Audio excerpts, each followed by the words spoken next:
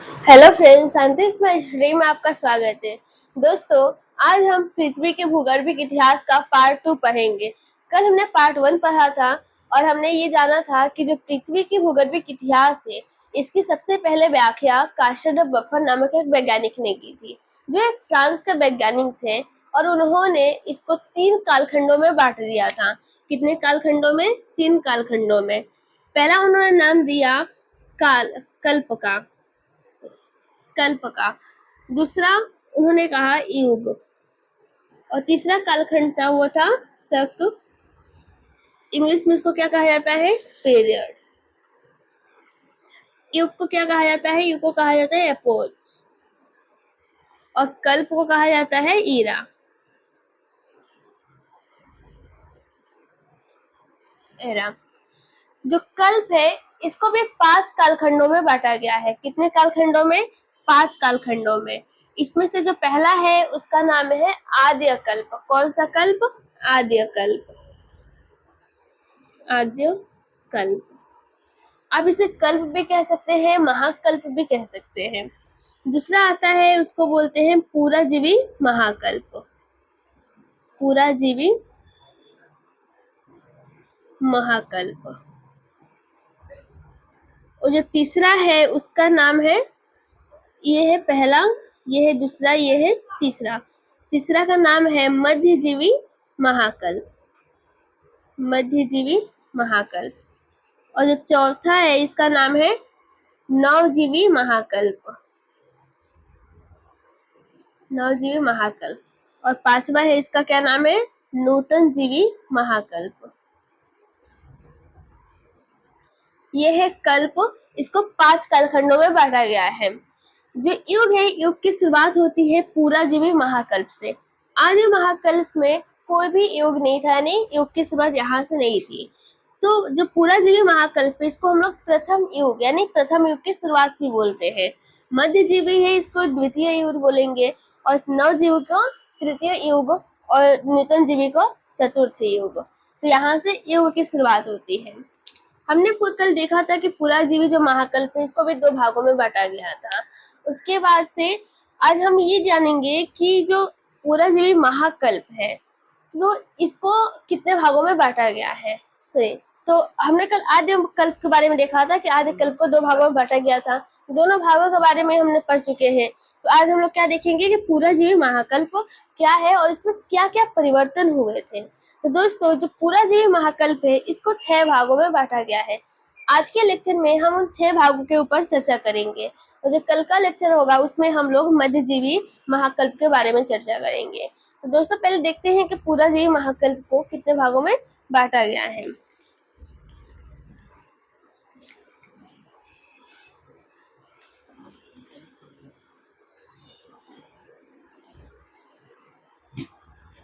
तो हमारा आता है यहाँ पे पूराजीवी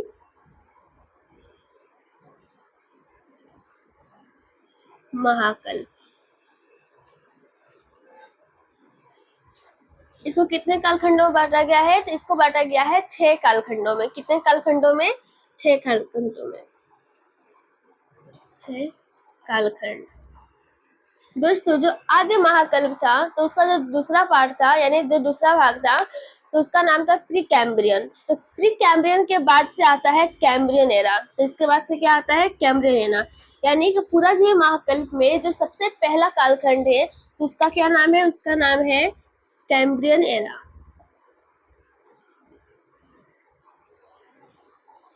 कैम्ब्रियन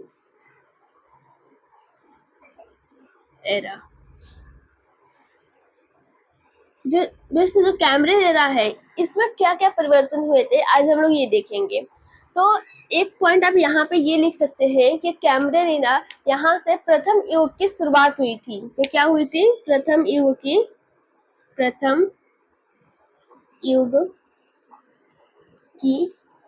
शुरुआत। प्रथम युग की शुरुआत हुई थी। जो दूसरा पॉइंट है वो आप ये लिख सकते हैं कि इस युग में, इस कैम्ब्रियन एरा में क्या हुआ था कि जो समुद्र था, जो समुद्र का पानी था वो स्थल खंडों पे आ गया था, यानी कि स्थल भागों पे समुद्रों का अतिक्रमण हुआ था। तो इसमें क्या हुआ था, स्थल खंडों पर समुद्रों का अतिक्रमण। इसमें क्या हुआ कि जो समुद्र थे, जो उसका पानी था वो स्थल खंडों पे आने लगा था, और उस समय जो समुद्र थे वो क्या थे, गर्म थे, और इस गर्म समुद्र में गर्म त्वचा वाले जीव जंतु भी रहते थे। अब वो जीव जंतु क्या हुए कि स्थल खंड पे आने लगे। जब ये जीव जंतु स्थल खंड पे आए तो ये जब चट्टानों के जब पानी था वो चट्टानों पे से गुजरा, तो जो जीव जंतु थे वो चट्टानों पे चिपक गए, और जब चिपक गए तो वही जीवाश्म का निर्माण हुआ था। तो अगर मैं आपसे पूछूं कि ऐसा कौन सा चट्टान है जिसमें जीवाश्म पाया जाता है, तो उसका जवाब होगा अवसादी चट्टान, यानी कि इसमें अवसादी चट्टान का भी निर्माण हुआ था। तो अवसादी चट्टानों पर जीवाश्म पाए गए।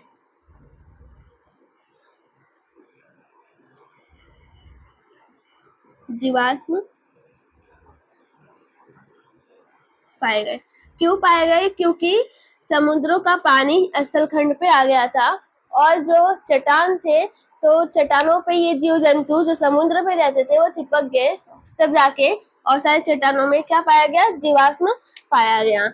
यहाँ पे जीवाश्म पाया गया। आप यहाँ पे लास्ट पॉइंट ये नोट कर सकते हैं कि जो समुद्र थे उसमें जीव जंतु और वनस्पतियां आने लगी। तो समुद्र में क्या क्या आने लगे, समुद्र में जीव प्लस वनस्पति आने लगे। और जो वनस्पति थे इसमें समुद्री घास की उत्पत्ति हुई थी। इसमें किसकी उत्पत्ति हुई थी, समुद्री घास की। तो आप पूरा जीवी महाकल्प का जो सबसे पहला कालखंड है कैम्ब्रियन एरा, इसमें से आप 3-4 पॉइंट लिख सकते हैं। इसमें आप एक पहला पॉइंट लिखेंगे कि प्रथम युग की शुरुआत हुई थी। दूसरा पॉइंट कि स्थल खंडों पे समुद्रों का अतिक्रमण हुआ था। उसके बाद से अवसादी चट्टानों पर जीवाश्म पाए गए थे। उसके बाद से समुद्रों में जीव और वनस्पति की उत्पत्ति हुई थी, और जो वनस्पति था सबसे पहले इसमें आए थे समुद्री घास। उसके बाद से हम लोग इसका सेकेंड कालखंड देखेंगे। ये कौन सा था, ये था पहला कालखंड।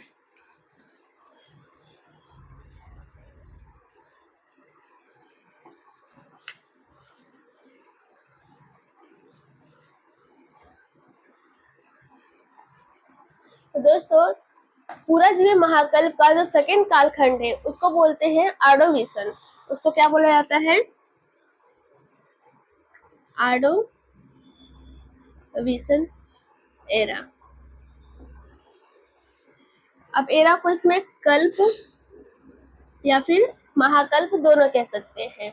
तो जो दूसरा है उसको क्या बोलते हैं, आर्डोविशियन। सुनिए, आर्डोविशियन नहीं, आर्डोविशियन एरा। अब इस एरा में क्या क्या हुआ था, क्या क्या परिवर्तन हुए थे, तो इसमें जो पहला परिवर्तन हुआ था कि ये हुआ था कि इसमें रेंगने वाले जीव जंतु आए थे। तो कैसे जीव जंतु आए थे, रेंगने वाले जीव आए थे। लेकिन दोस्तों ये ध्यान रखिएगा कि ये जो जीव थे वो स्थल खंडों पे नहीं आए थे, ये सिर्फ समुद्र में आए थे। कहाँ पे आए थे, समुद्र में आए थे। तो पहला पॉइंट क्या है कि रेंगने वाले जीव जंतु समुद्र में आए थे। उसके बाद से आप इसमें एक और पॉइंट ये लिख सकते हैं कि जो वनस्पति थी तो वनस्पतियों की वृद्धि हुई थी। आज के जो पिछला कालखंड था उसमें देखे थे कि समुद्रों में वनस्पति आई थी, अब उनकी वृद्धि होना शुरू हो गया था। तो इस कालखंड में क्या हुआ, वनस्पति की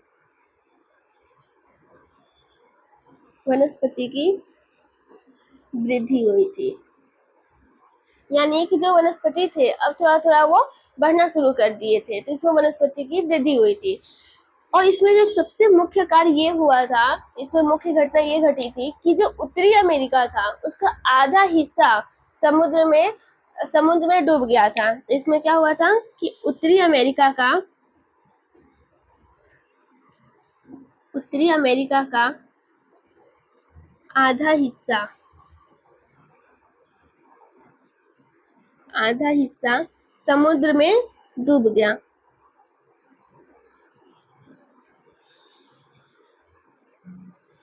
समुद्र में डूब गया था, जिसमें ये सारे परिवर्तन आए थे। तो क्या क्या आया था? तो इसमें रेंगने वाले जीव जंतु आए थे जो कि समुद्र में आए थे। उसके बाद से वनस्पतियों की वृद्धि हुई थी और उत्तरी अमेरिका का आधा हिस्सा समुद्र में डूब गया था। तो इसका जो सबसे मुख्य घटना था ये हुआ था कि उत्तरी अमेरिका क्या हुआ, जो पूरा आधा हिस्सा था वो पूरा का पूरा समुद्र में डूब गया था। उसके बाद से अब आता है तीसरा कालखंड। ये कौन सा था? दूसरा कालखंड।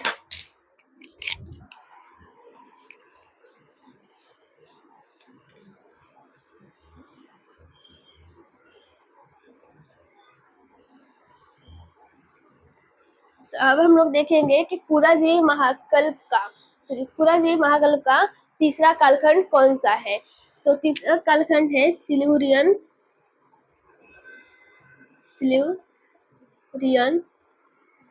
एरा। Silurian era. अब इस एरा में, इस महाकल्प में कौन कौन सी घटनाएं हुई थी? तो इसमें हुआ था कि जो रीढ़ वाले जीव जंतु आए थे। हमने देखा कि इसके पहले जितने भी जीव जंतु थे उनके पास रीढ़ की हड्डी नहीं थी। अभी अभी जो भी जीव जंतु आए थे तो उनके पास रीढ़ की हड्डी थी, यानी कि रीढ़ वाले जीव जंतु इसमें आए थे। तो रीढ़ वाले जीव जंतु आए, इसलिए इसको रीढ़ वाले जीव जंतुओं का काल भी कहा जाता है। तो इसको क्या कहा जाता है? इसका काल भी कहा जाता है। इसमें आप सेकेंड पॉइंट ये लिख सकते हैं कि रेंगने वाले जीव और रीढ़युक्त जीवों की विकास हुआ था। तो कौन कौन से जीवों का? तो रेंगने वाले और रीढ़युक्त जो जीव थे इनका विकास हुआ।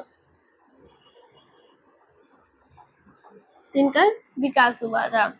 तो एक, लेकिन दोस्तों जो भी ये जीव थे इस सब के सब समुद्र में थे, अभी अचल खंड पे जीव जंतु नहीं आए थे। फिर आप इसमें तीसरा पॉइंट ये लिख सकते हैं कि प्रवाल नाम का एक जीव था जिसका विकास हुआ था। इस कालखंड में क्या हुआ था? प्रवाल जीव का विकास हुआ था।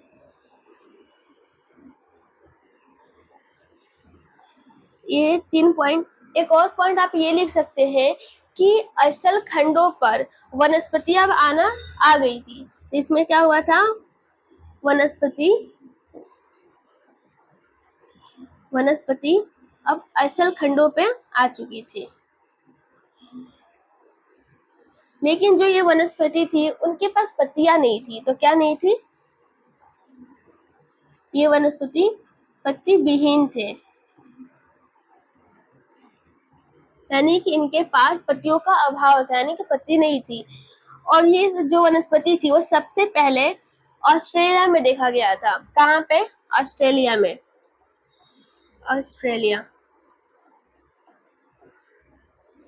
यहाँ पे वनस्पति सबसे पहले देखने को मिली थी।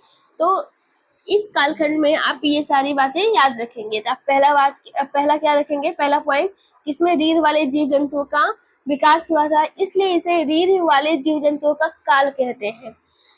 इसमें रेंगने वाले और रीढ़ युक्त जीव का विकास हुआ था। और रेंगने वाले जो भी जीव जंतु थे ये सब के सब समुद्र में थे, अचल खंड पे जीव जंतु नहीं आए थे। और सॉरी, यहाँ पे प्रवाल रहेगा। और एक जीव है जिसका नाम है प्रवाल, उसका विकास हुआ था। और इसमें वनस्पतियों का भी, जो वनस्पति थी वो अचल खंडों पे आ चुकी थी, लेकिन उनके पास पत्तियों का अभाव था, यानी उनके पास पत्तियां नहीं थी। और ये वनस्पति सबसे पहले ऑस्ट्रेलिया में देखी गई थी। तो कहाँ पे देखी गई थी? ऑस्ट्रेलिया में। तो ऑस्ट्रेलिया में सबसे पहले वनस्पति देखी गई थी। अब इसके पास से आता है चौथा कालखंड।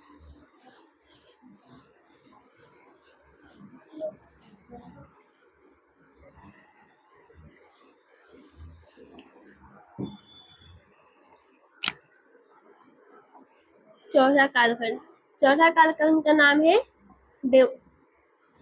Devonian era. डेवोनियन एरा इसका चौथा कालखंड है। और दोस्तों इसको हम लोग फिश एज के नाम से भी जानते हैं। इसको फिश एज, इसको फिश एज क्यों कहा जाता है? वो इसलिए कहा जाता है क्योंकि इस समय मछलियों के लिए अनुकूल जलवायु हो चुकी थी। तो इस समय क्या हुआ था कि मछलियों के लिए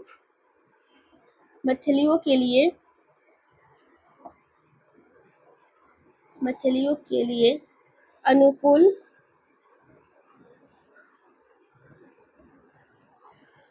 जलवायु, यानी कि पहला पॉइंट आप ये लिखेंगे कि मछलियों के लिए अनुकूल जलवायु डेवोनियन एरा में हुआ था और इस एरा को फिश एज के नाम से भी जाना जाता है। दूसरा पॉइंट ये लिख सकते हैं कि इस समय शार्क मछली देखने को मिली थी। तो कौन सी मछली? शार्क मछली।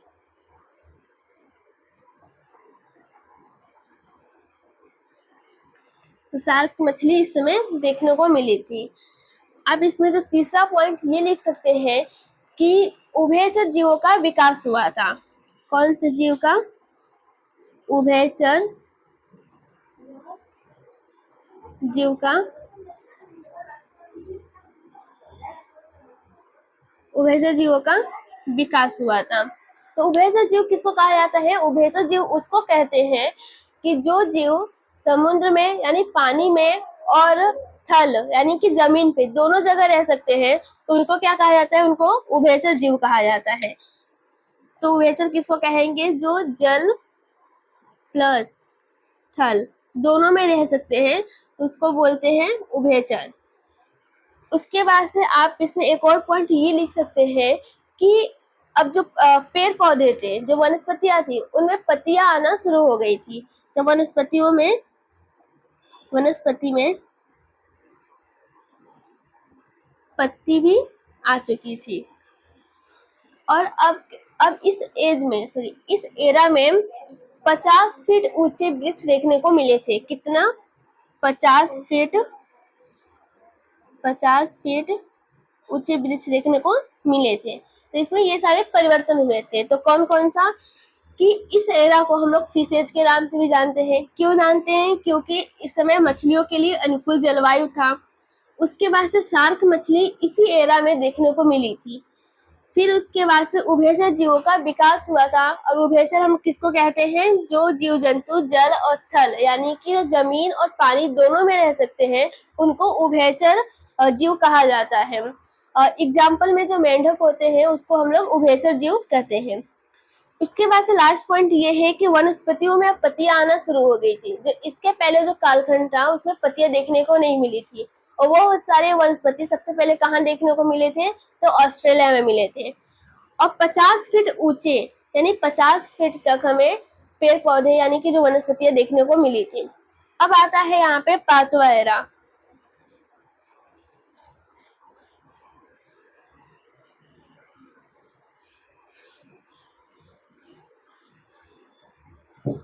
अब इसके बाद से पुराजीवी महाकल्प का पांचवा एरा, जिसको हम लोग कार्बोनिफेरस काल बोलते हैं।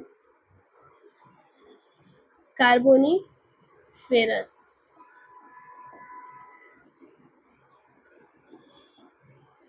काल। अब क्या हुआ था कि जो उभयचर जीव जंतु थे, तो इस कालखंड में आते होते उनका विकास हो गया था, यानी कि वो बहुत ज्यादा होने लगे थे। तो इसमें उभयचर जीव का विकास हुआ था। अब ये उभयचर जीव और भी बढ़ने लगे थे। उसके बाद से इसकी जो पहला कालखंड था उसमें हम लोग देखा है कि जो वनस्पति थी उसकी ऊंचाई 50 फीट थी, लेकिन कार्बोनिफेरस काल में 100 फीट वाले वनस्पतियां उगने लगी। तो इसमें कितना? 100 फीट वनस्पति यानी 100 फीट की ऊंचाई वाली वनस्पति उगने लगी।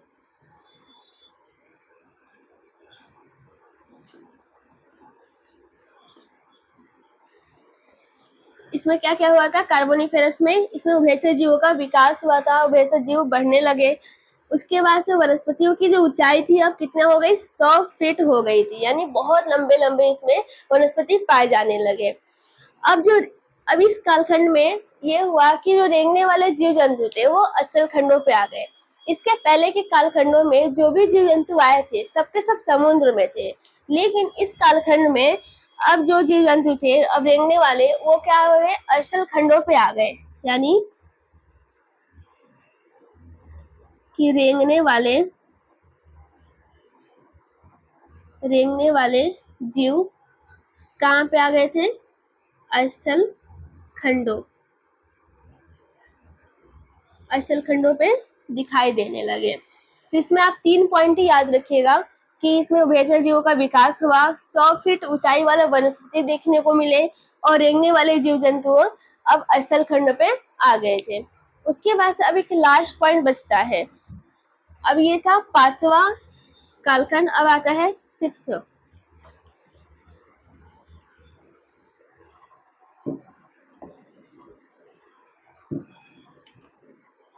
अब पूरा जीवी महाकल्प का 6 कालखंड, ये है लास्ट कालखंड। उसके बाद से हम लोग मध्यजीवी महाकल्प के कालखंडों के बारे में पढ़ेंगे, लेकिन आज नहीं, हम वो कल के लेक्चर में पढ़ेंगे। तो दोस्तों जो इसका नाम है पार्मियन एरा। इस कालखंड में क्या हुआ था कि जो जलवायु थी वो अब शुष्क होने लगी थी। तो जलवायु कैसी होने लगी, जलवायु शुष्क होने लगी। आप इसमें सिर्फ यही पॉइंट याद रखिएगा कि इसमें जलवायु क्या होने लगी, शुष्क होने लगी। दोस्तों आज के लिए सिर्फ इतना ही। नेक्स्ट लेक्चर में हम लोग मध्यजीवी महाकल्प के कालखंडों के बारे में पढ़ेंगे। Thank you.